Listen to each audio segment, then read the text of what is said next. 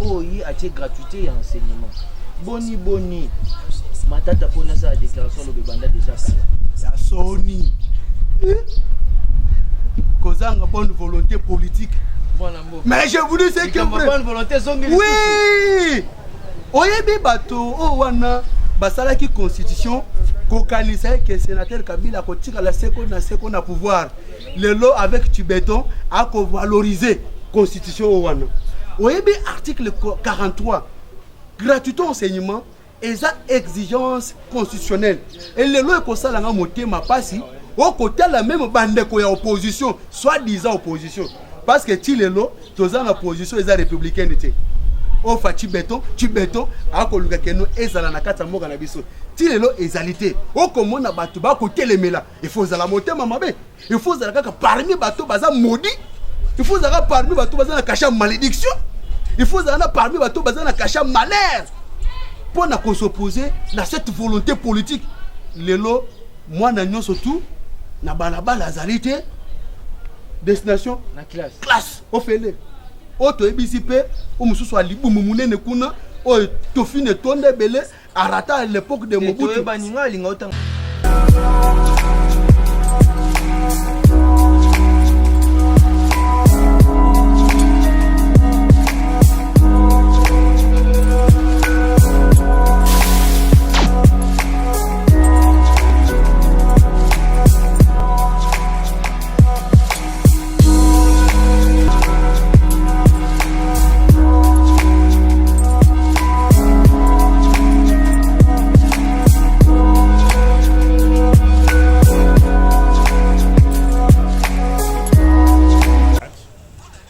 bandeko bandi yoka son TV ezali Gédéon Sweli o ayeli boso na bino na actualité politique ezali koleka au sein de la République démocratique du Congo na ko rappeler bino lisusu kombo émission na bino o tolobaka mingi toyebani pona nini toyebani pamba te toyebi batu nini baboma mboka oyo pamba te toyebi batu nini basala ete tokoma na démocratie lokola ngai Gédéon atema liboso na bino na loba bosolo bakanga ngai te na kende su na aner dona koma na accès ya koloba sans plus tarder na kobenga invité na ngai oyemoka ko se présenter bino moboko yokai mwana mboka mbote congolais ndeko na ngai na moni ozali na sai mingi na mutema naza na esengo pomboka Kongo eza beni epambolami ya solo parce que toza na Félix Antoine Tshisekedi Tibeton Fati Tibeton mwana mboka nga na yebi yo bazolanda yo bazana kosa bayebi kombo nanga David Ditunga le défenseur nalingaka mingi comme benga combattant parce que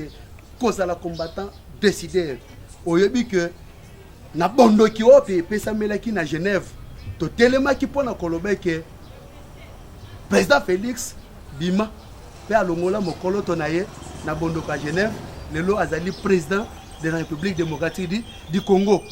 Même le président de tous les présidents. C'est-à-dire que Tibeton. Pour Makamba Boye, il faut zalaka na président le Félix Antoine Tshisekedi. L'espoir de tout un peuple congolais.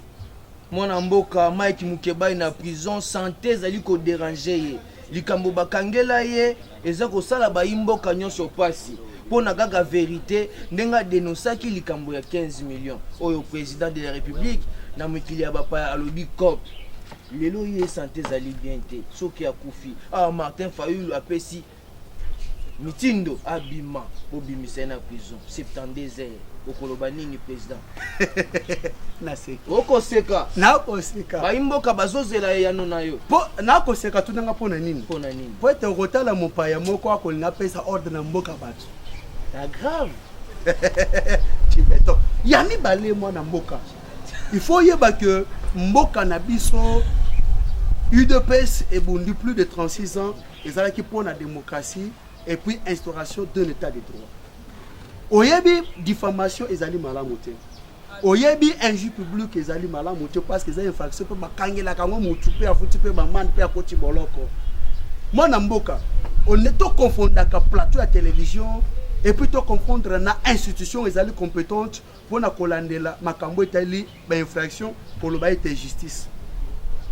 Oyebi biso no surtout ezana mutu azangi koyeba te loba peut-être bato bana ba téléphone na Android te bona kotala lolenge kani Mike Mukebai ako diffamer mutu nyonso tu ako finga ezali monoko emesana ko défendre population monoko emesana ko finga monoko emesana toujours kolobaka ka mafinga esengeli justice esala musala na yango parce que avec président Félix ezali assurance ya état de droit et puis tant bakangi parmi ba plaignant na ye batikala ko beta lisolo parce que dénoncaki makamba 15 millions te et puis ndenge ezali boy mwana mboka na yebite place nini wapi inspecteur général ya finance tango asalaki musala oya ye atangaki Vital Kamerhe wapi pona kolobake yende mutasani a détourner webi calomnie ezali loko moko mabe makasi ba futela kango ba monde ko pe ko dédommager mutu parce que ozali ko saluer réputation il faut toyeba yango président Félix azali wana pour assurer ce qu'on appelle état de droit. L'autre, il faut tous dans la Nessengo parce que justice est commis indépendante. Yango monaki tango zalaki na ba diaspora na mboka Belgique akutanaki na bango na palais 12 alobaki ke basala nanga dictatorité parce que nazana nga dictatorité batika justice et ça la musala na yango to confondre plateau ya télévision na institution té il faut toyeba et que Mike Mukebai, la première des choses, Azalaki nous suspendu dans l'Assemblée provinciale. La première institution, il y avait une province à Kinshasa. Pour ne pas respecter ou bien obtempérer dans le règlement d'ordre intérieur de la CAT. Tout ça, la confusion. Oh, puis il y a un salaire. Azozwa, nous t'en pensons à côté. Na lobby qui a simba misolo ya ye, atazwa ko CGT, mais bon a ko zwa. D'ailleurs, quand tu prends un gars, na ko senga ko président Félix, ba député.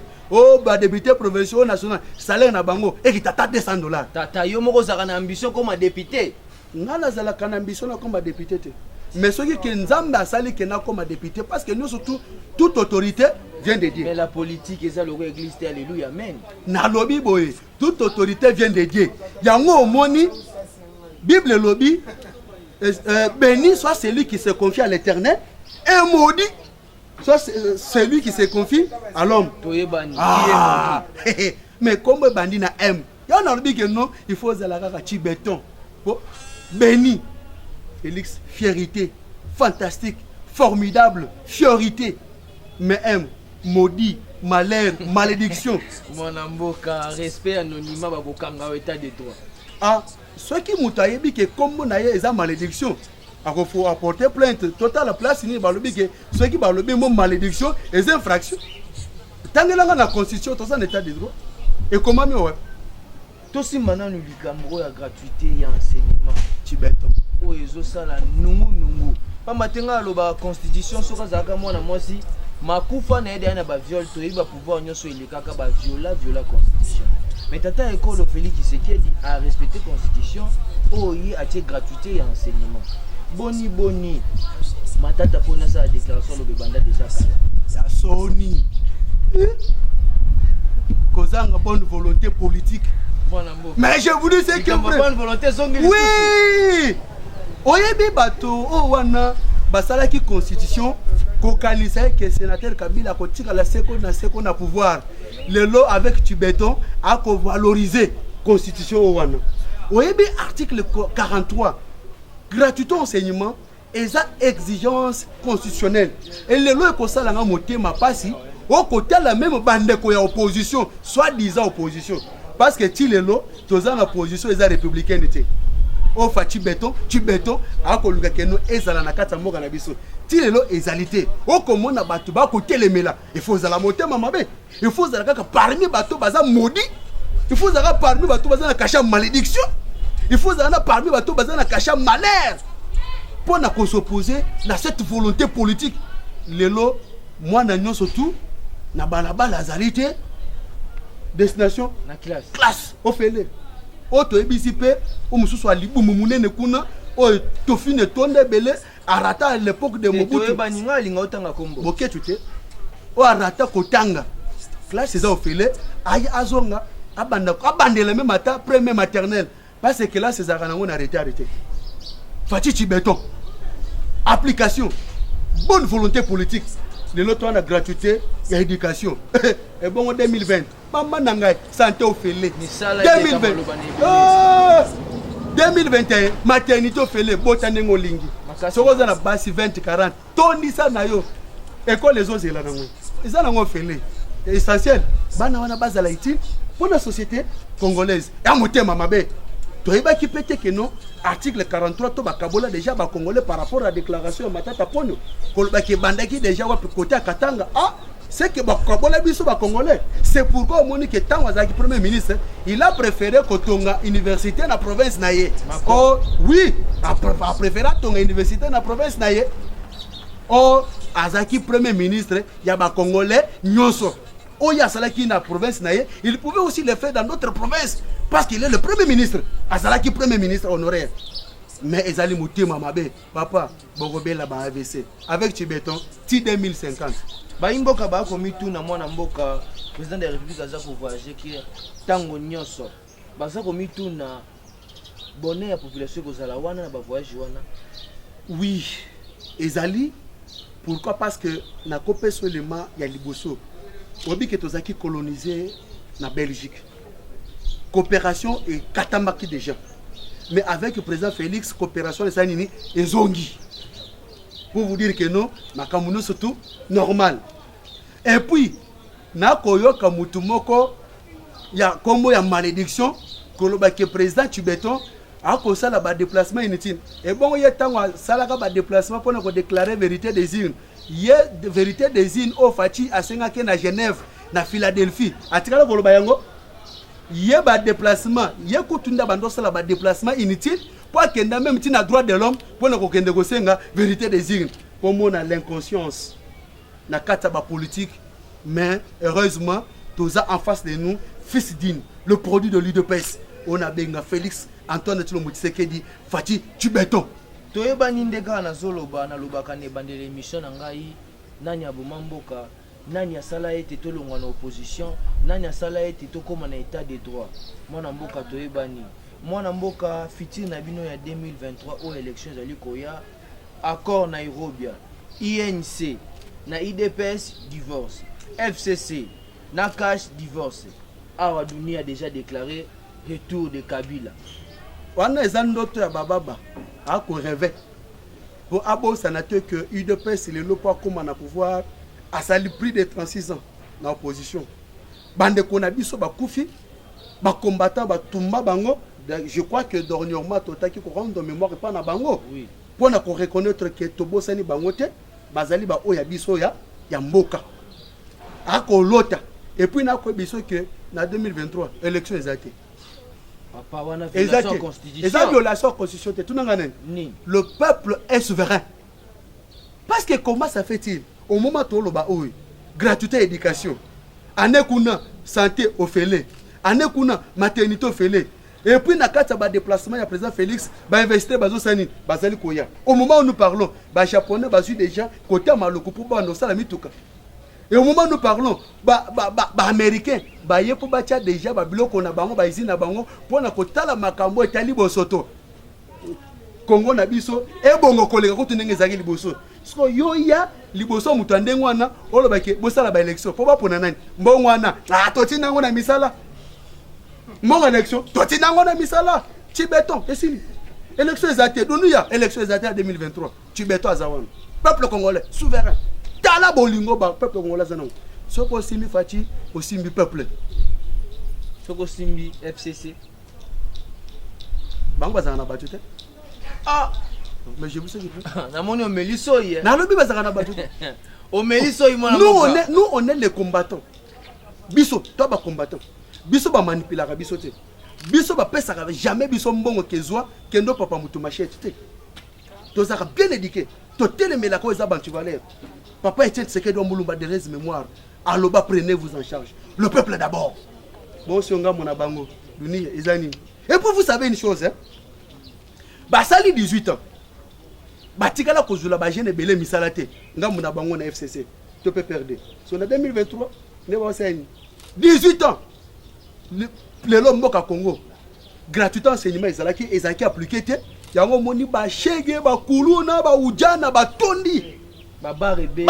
Oh, Babar n'a parlé, écoute même pas. Kimbuta kosa biso ke atonga 5 écoles. Tozela ye aya na top Congo, Alex biso place atonga 5 écoles. Ali mwana ye. Atikala ko yete. Siko mutu andengwana. Fati Beton a compliqué bonne volonté politique. Ce qu'on y a bisanga nam. Yo ya oyebisa peuple congolais, ça la ba élection. Kendo sala ngona Cameroun to na Sénégal. Awati. Élection 2023, ezate dunia, ezate Fati Beton. Mwana mboka to simba likambo volonté politique. Toyebi biso nyonso ete ndeko Kabila abelelaka lobaka soki azwi kaka 15 personnes to azangi 15 personnes o baza compétent na entourage na ye. Bongo boni tangu tata ekolo Félix Tshisekedi asengi bakombo pona ba ministre o bakozana ba ministère. Ndeko Kabila pesi 126 noms elinko la sanini na 126 noms ana batu ya compétent ya sikabaye toka ya kala poto moni bilongi ya kala pe zongi elinko la sanini azanga ye volonté moni mutuna oyo eza mutuna kitoko pe na moni oza journaliste abwanya mais mutuna oyo ngadi tungana ko répondre ango te luka duni ya tuna ye yebisa ye baimboka boli biso na osenga boni sénateur Kabila loba azanga 15 personnes mais il y a 126 personnes. Bazaki bilima bazaka bato normal. Luka muduni ya tuna mutuna wana. Po bozanga ki 15. So na 2023, boko koma na combien? Boko za combien? Po IDP ça déjà na pouvoir. Et puis pouvoir tozui. Yani bela. Ti 2050. Toza na président Fati. Asisi mandat na ye. Toye président AI Jean-Marc Kabundi 500 gigas. Tolongona, toye pas CG Augustin Kabouya, l'homme du moment. Général. Ah, général. Bout de chapeau. Otier. C'est bisangana. Yo ya. Et puis politique au la manamboka Congo et koza lolenge moko. Bon na kanisi ke bande kona biso ba Afrique du Sud, ba meka ki kopiétiner ko saboter l'Itandeso Mandela. Parce que na Afrique du Sud, tu ne peux jamais parler de la politique sans parler de l'ANC. Ils appellent des mots qu'on a au Congo. Si on est la présidente de la République, il faut UDPS. UDPS! Si on est UDPS, il y a le Cameroun, il y a le Sénégal. Toujours dans la dictature. Toujours dans la dictature, et ça, selon la Constitution. Le président va rester en fonction jusqu'à l'installation d'un nouveau président élu. Ce qu'on peuple le lobby, Toling n'a vu ce qu'on votait. Fati Banda na yo. Pour rappeler ngaïn de la mère Mende. Que nga na tangi kombo na. Oya banda ko loba biso moto. Non, article 70 nem te lobby bongo. Et ça la mère Mende te. Il appelle kamba diamant un jour, il faut pena kanga. Pour les kamba na biso ba kongole to bosana ngote. Tata likamba okanga batu bokanga batu te tata. Nazo yebisa yo. Tanga bakombo. Ndeko na ngai ko banga te. Na ko yebisa yo. Batoyo basala mabe na peuple congolais tôt ou tard bako répondre kana ba action na bango nto akosa yote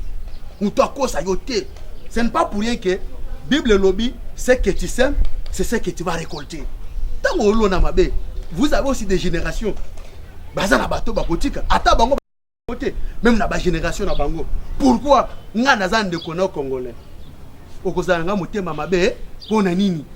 Pourquoi qu'on a que non? Voilà, comment ça fait-il le bateau FCC? Bande qu'on a besoin de nous, bah, toujours ma boko. Kobo ça n'a pas de coalition. Et ça, motuno tuninga na répondre na motuno tuninga yi. Na koloba bongo pourquoi? 18 ans. Bande qu'on a besoin belé, ba jeune belé na FCC to na PPRD batiala ko zo misala te. Muto a interpellé biso le kwana, eza Emmanuel Chadari. Tango abengisaka oyebi yango très bien abengisaka mama Jeannette na l'Assemblée nationale Janine Mabunda na papa Ilunkamba ayebisa bango nini boyeba ke ba chômeur bazana na PPD mais vous avez au pouvoir, vous étiez au pouvoir pendant 18 ans. Pourquoi ne pas songer à ces jeunes-là pour ne coloquer la bango misala?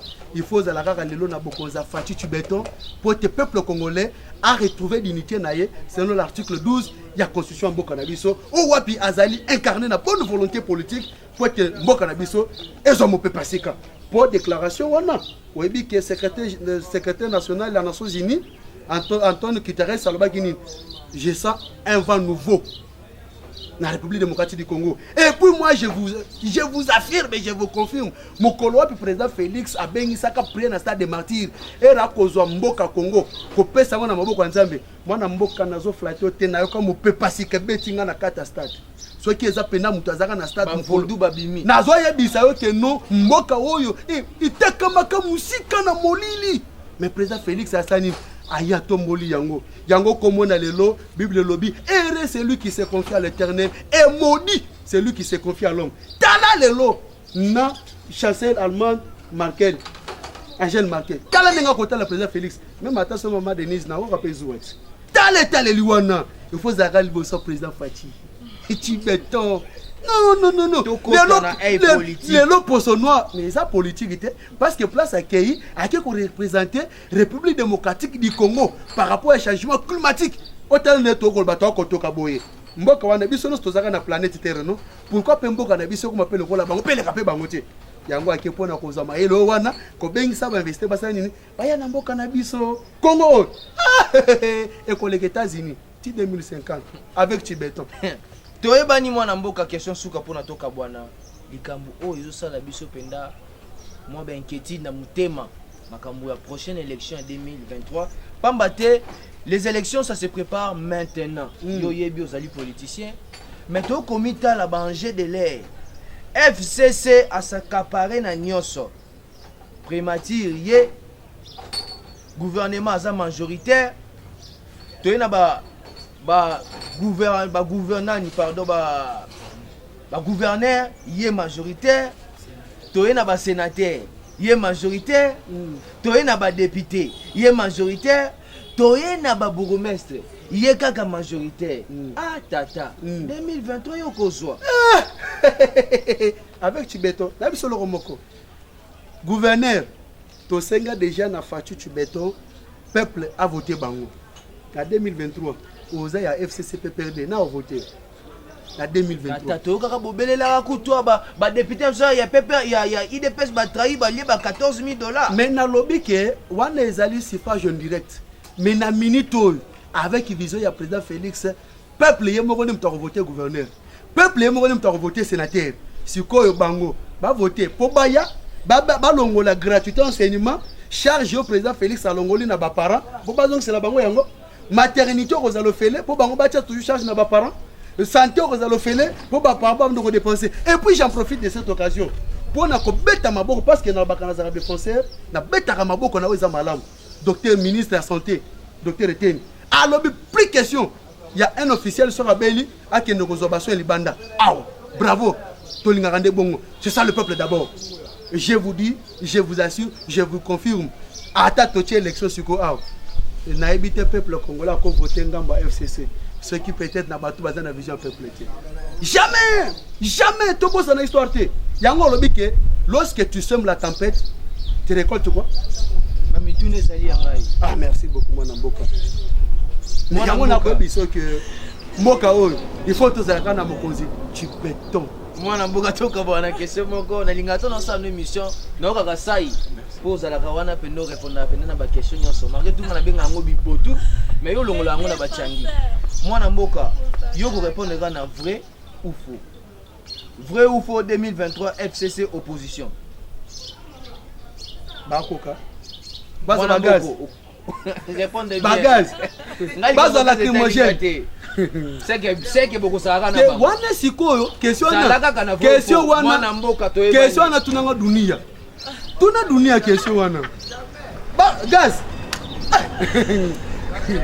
moi mboka mode la faire na yo merci beaucoup ba otu balinga ka David Tungal défenseur numéro nangeza plus 243 82 283 22 25 kutuna mutuna na yo ngako tunalinga ki bango ba kendele na opposition po ba meka kame pe ko zona no gaz bo ka ndenge sala kana nzoto so rezo longolo penda lo tala mais était des deux des côtés ça dit na linga ki kutuna lobi wana za selon ngai tant que citoyen congolais maintenant je parle tant que citoyen congolais il a fallu pe ba meka pe opposition ba ka ndenge sala kate opposition à 36 ans oko kanzala mboka tika ngai na riska nga David Tunga na riska le 19 septembre na triomphal na riska ko kufa carton carton jaune wana tango bandaki premier carton jaune le 19 septembre na trop fort na risque je crois que ezana ba image moko banda ko circuler lorsque ndeko na biso moko akufi toko benda ye ngape na sala voilà je vous dis que non c'était la vie voilà c'était la vie la parce que ba sale bino mélange ya bagaz à lacrymogène so oyo bongi na loposo na yo ozu ya pembe mabe ozu ya rouge mabe mauve mabe siko pakoles ko manteka to mai eko s'occuper na oyo ya rouge ya pembe to ya jaune to ya mauve mwana mboka to lingana eza même dunia c'est mon frère congolais nous surtout to koloba ezali pona ko défendre l'intérêt du peuple congolais parce que soki lelo mboka na biso ke liboso to kozala pe na esengo libanda pe bako betela biso maboko boni Rwanda lelo bako benga eko comparer Singapour de l'Afrique aussi longtemps que Rwanda koki jamais ko se mesurer la République démocratique du Congo ce n'est que la volonté politique main dans la main président Fachi alobi amour alors na koki jamais ko bimana vision oyaye non à la haine non à tribalisme ozala mukongo ozala muluba ozala muyaka je profite de cette occasion pour na koyebisa muto alibu munene wana boketu illettré koyebise que soki yo le 24 janvier 2019 olandaka investir ya présidente na palais de la nation alobaka boye aza président ya baluba te aza président ya parti politique te il est le président de tous les Congolais. Et puis ezana mutu moko pe ba ko benga libanda ba benga komba katalai boketu biso pe to ya mboka wana to ko lakisa bino c'est quoi l'opposition c'est quoi être combattant parce qu'on ne blague pas avec une république mboka wana eza mboka na yote mboka na eza République démocratique du Congo okoki jamais ko mettre à l'aise mal à l'aise na bandeko ba ko zala kuna baza ba congolais na mboka ba paya d'ailleurs kutu ko piétiner comme makolo ya président Félix ba conseil rezongi mbala moko ba musicien boko beta mino na Belgique ponze laisser fongami déjà avec Tibeto Fachi Félix Antoine Tshilombo Tshisekedi Fachi Tibeto. Merci président David pour répondre à l'invitation à Bisso. Je pense que c'est un numéro de téléphone na tondo botondo mingi numéro nangezali plus de 143 82 283 22 25 na bandeli plus 243 82 283 22 25 peuple congolais o bazana katamboka o bazali banda tolingana mukongo muluba muswahili mungala toza biso no surtout bana mboka tolingana lelo na mboka na biso toza na mwana mboka oyo toyebi koko na ye oyo toyebi papa na ye et puis toyebi pe soki lelo likambo ezali toke na porte mama Marthe yebisa mwana na yo référence ya kobunga ezali te alors tolinga na biso to privilégier intérêt à peuple congolais po temboka na biso bato bakobongisa yango ezaka bapaya te biso moko tango tozali na bolingo pe motema ya kovanda elongo etanke bana mboka makila moko o balinga kangai avec le numéro ezapé numéro WhatsApp nanga so po contacter nga ezali malamu na lobaka ke ngai malamu na kufa nanga pona vérité e bakanga nga na bomi bakanga na violer wana na fongoli porte ali felo pona ngai avec Tibeton ti 2050. Merci mon mboka. Et ça la ranga ça il faut comprendre tina ni nazali ko seka boye pote yé atondisa nga na sai na ba question obino opesa nga na bete loko abiboto a répondre na ngona facilité nga na ko sala ndeti bango te bango ba bosana ka basenga kaka mama merci pote ya lambi ba bosana ka papa bimaka kende ko luka mbongo nga na ko senga Montréal na ngai merci wa misinga ngeli kitoko boye ndeko Blaise bongo na ko bosana te Wilfried O'Brien na ko bosana soute ser na ngai na Paris Kadija Bunzenga la FBI. Bisous bye. Tokutana mikolo. Ezali koya. Bye bye.